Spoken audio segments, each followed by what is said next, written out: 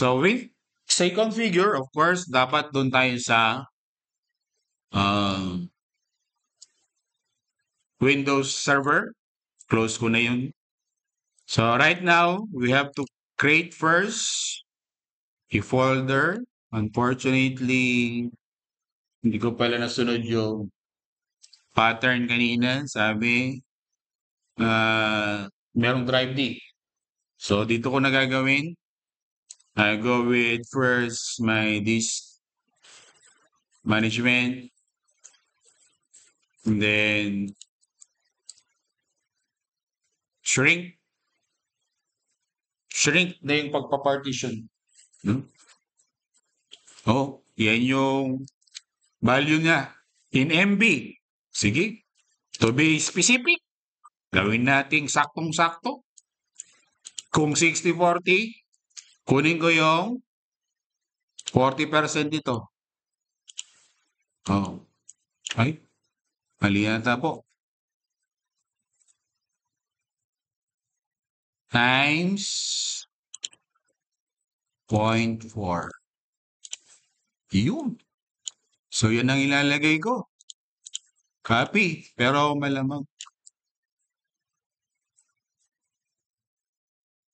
Ulitin. Finish. Ulitin ko? Saan?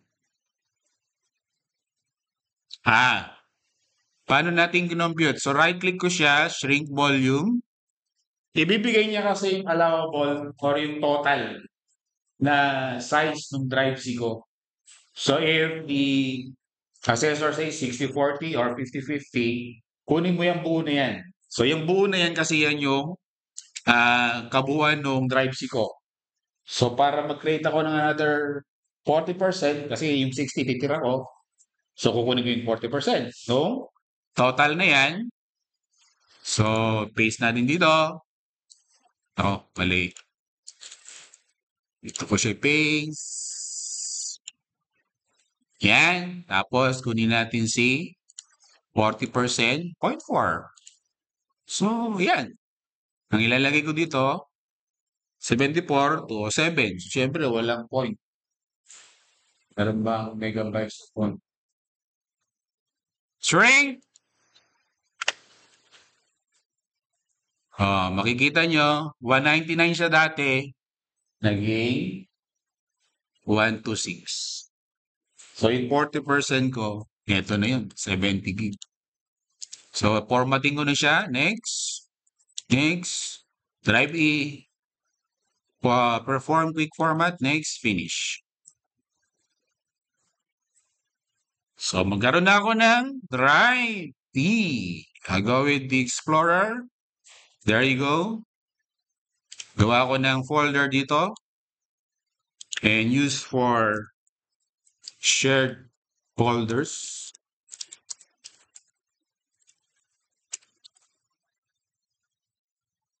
Share folder. Okay? So, I have to set here. So, dalawang way is either I will go with here or eventually you go with the file storage services. Yan po. And then, mag-task tayo. Ay, sorry. Sa storage shares. So, maggagawa tayo dito ng share. Pero pwede ring right-click dito and then we'll have properties and then you go with sharing and security. So, yan yung mga iseset na. Okay? So, ano bang unahin ko? Pwedeng dito na lang din. No? Kasi mamaya ulitin ko rin naman. So, we go with sharing. So, advanced sharing. Kahit mahuli na muna yan. Sa security muna tayo. So, from security, I have to remove this one. Yung current user. No? Remove. No? Para ma-remove yan, you just go with advanced. Ayan po siya. Okay? Itong dalawa sa baba. So, I have to remove this. And the other one, ay, meron tayong problema. Ayaw niyang pabura. Because ang una pala dapat natin i-click si disable inheritance. Okay? Convert. So, yan. Pwede na nating burahin yung ating binubura kanina. Ayan po. Ayan. Pati yung mali, may record. Okay? So, tapos yan, mag-add tayo ng domain, then domain user. Domain admin and domain user. Add. Select. Then, we go with advanced. Then, select, type natin DOM. Pwede na yung DOM. Unahin natin si domain admin. Ayan. Okay po. Unang-una naman siya. Then, click the dami namang button to. Okay. Then, full control. Tapos, add. Yung isa, mag-add tayo ulit. Advance. Then, we go with find again. DOMS pa rin, pero yung user naman ang kunin natin. Okay? And then, okay. And then, we click this folder only. And then, we go with show advanced permission. And then, create folders, append data. Okay. Then, we go with auditing. So, auditing ba? Yes. Wala na si everyone dito. Add natin uli yung dalawa na yan. Si domain natin. So, advance. Final. Admin. Okay. Full control. Okay. Then, another one. Si advance. Final. User. Okay. Okay. Then, this folder only. Show advance. Create append. Okay. Okay. Then, nawala na yung user dito kanina. Diba? Then, you're gonna start now having here sharing. So, hindi pa naka-share. So, we go with advanced sharing. Share this folder. Then, let's put the other side para nakatago yung folder mo. Okay? So, pagka permission, babalik lang uli doon.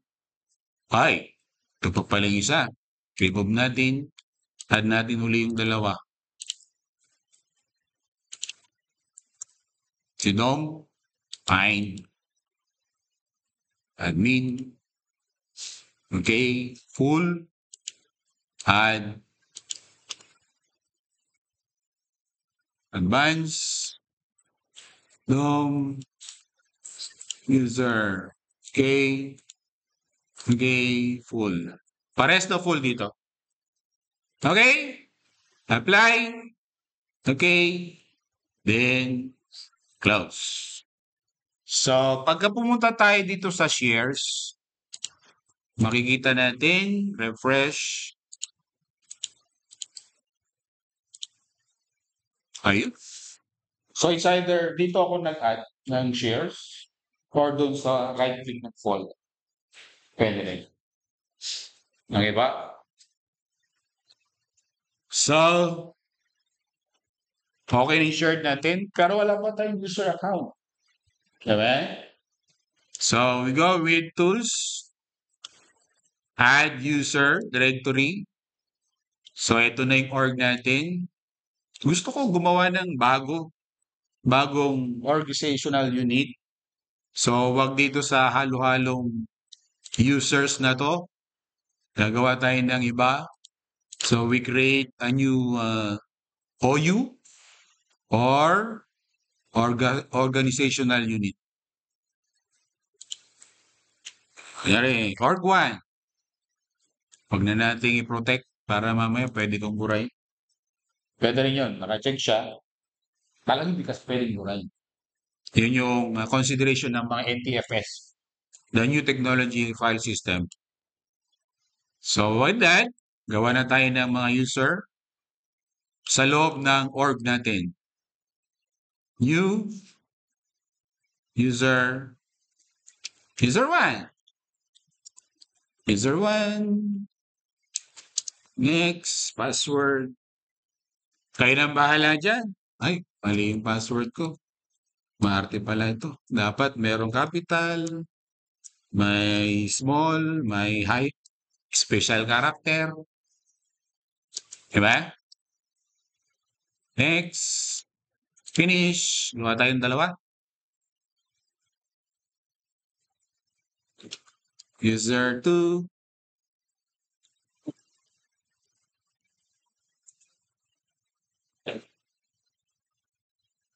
Okay lang tayo?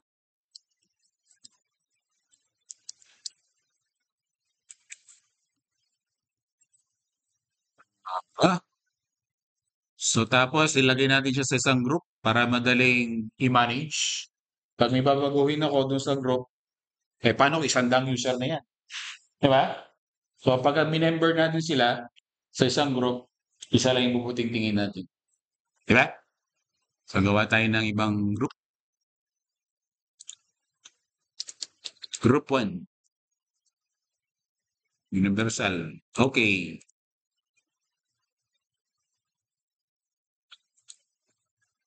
Right click. Then add to a group. Hanapin na natin si group. Meron na ba yung ginawa natin? Fine now. Ayun, si group 1. Okay. Okay.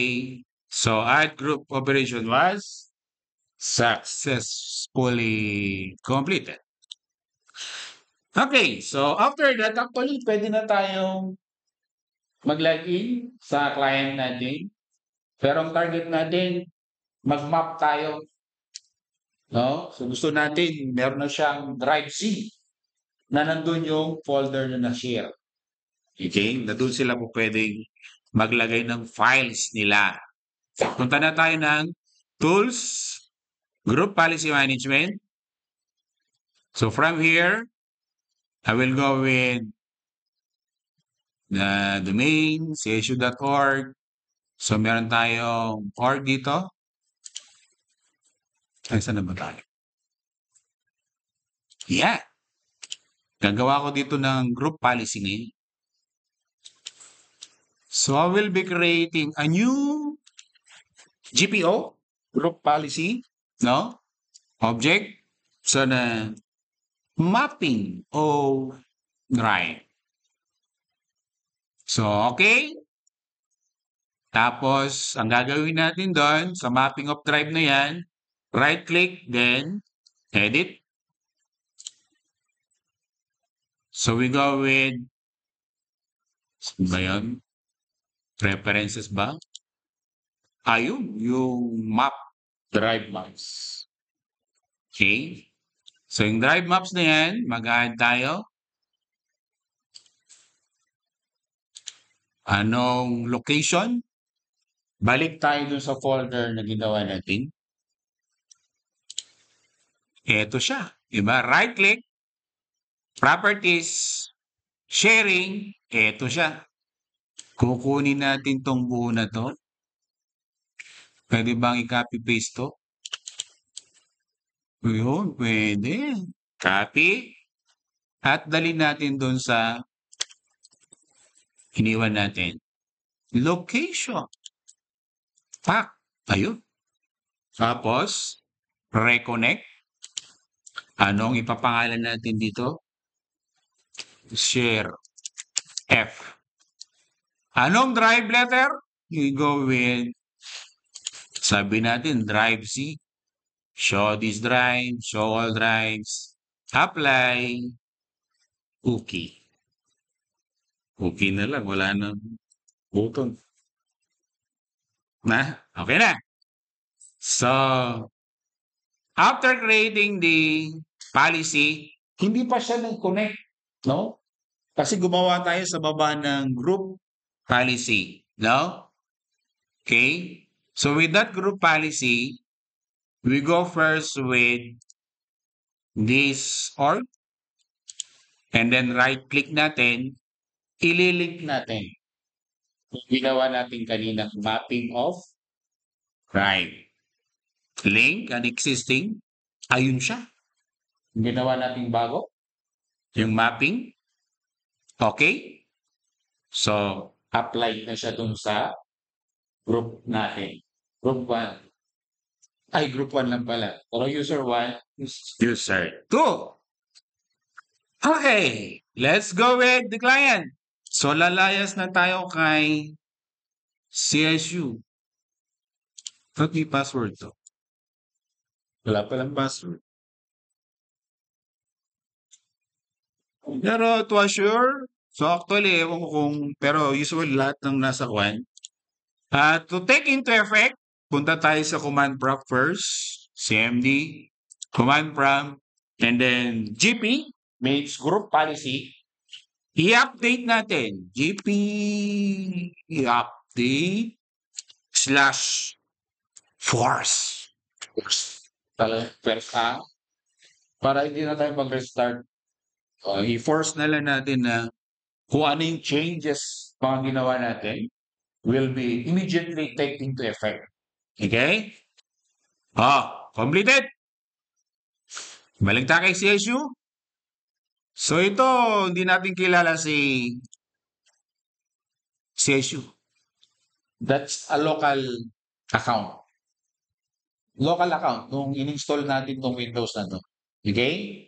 So, lalayas na tayo dyan. Sign out. Since naka-member na ito sa domain, so when you click other user, ibig sabihin, kumo-connect tayo kay, ayun o, nakita nyo? CSU.org. O yung net BIOS name niya. Di ba? Nakita nyo? Yan yung net BIOS name kanina, di ba? Kaya capital na CSU. So I will now put here user 1 and the password itself. Hello, iiyak na nga yung laptop.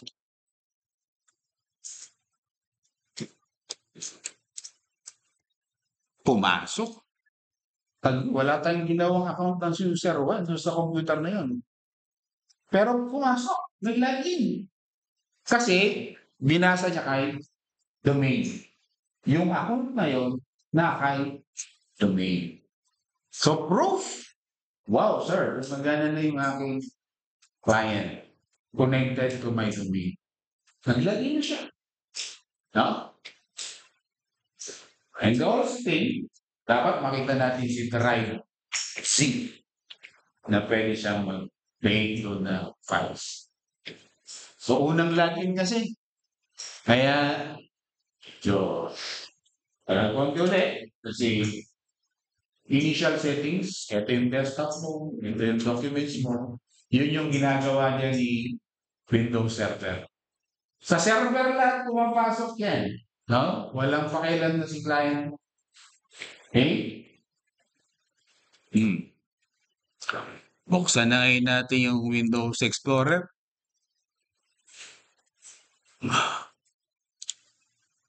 Ayun! Ayan, nagulat ako. Meron naman ng drive C doon. No? Ilagay ko si user 1.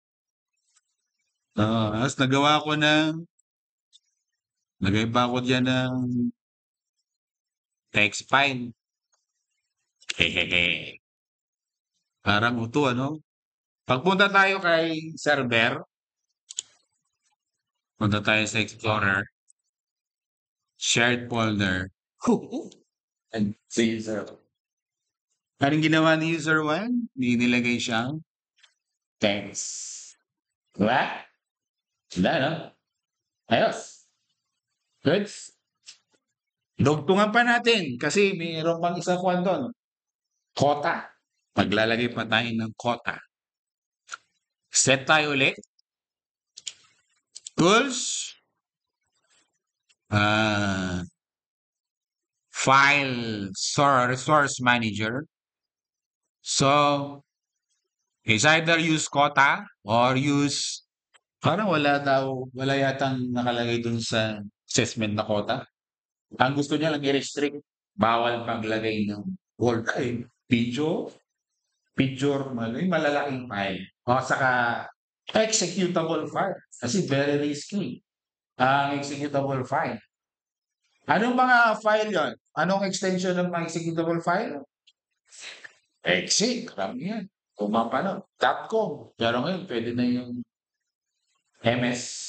Ay ba yun? Yung mga iba-iba na rin executable. Yung bat, yeah, pwede. Oh. So, pwede yun. Yun ang gawin natin. Yung quota, napakadali lang. Pero pwede rin natin i-apply. Sige. Gawa tayo ng quota. Create quota. Hanapin natin si shared folder. Yan.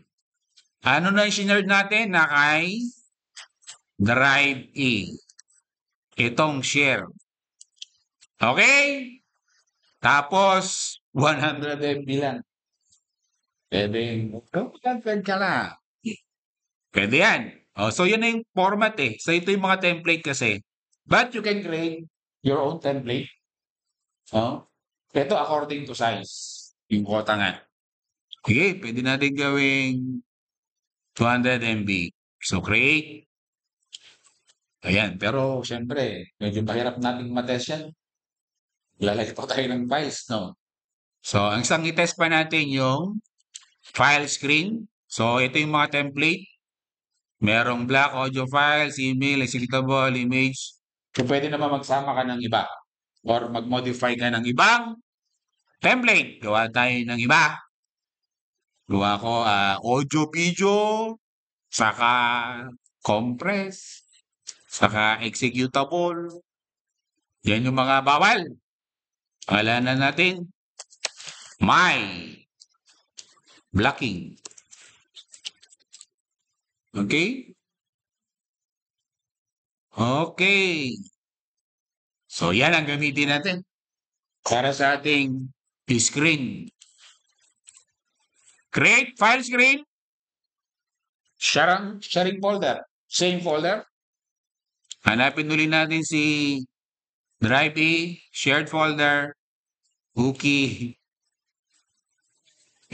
Tapos, my blocking. Create. Yan. Okay. Diba? Balik tayo kay CSU client. No, kunyari, meron ako dito. Kinopya ko yan. Para lang magkaroon ako ng kunyari executable file. I-view ko yung extension name. At palitan ko ito. Gawin ko siyang, ano na yun, sir? Exe. Diba? Yan ang mga executable file eh. Yes. Bro, naging excellent. Ano, kanina agree lang yun. Yes. Oo na. Ilagay na natin kay shared folder. Ayaw pumasok.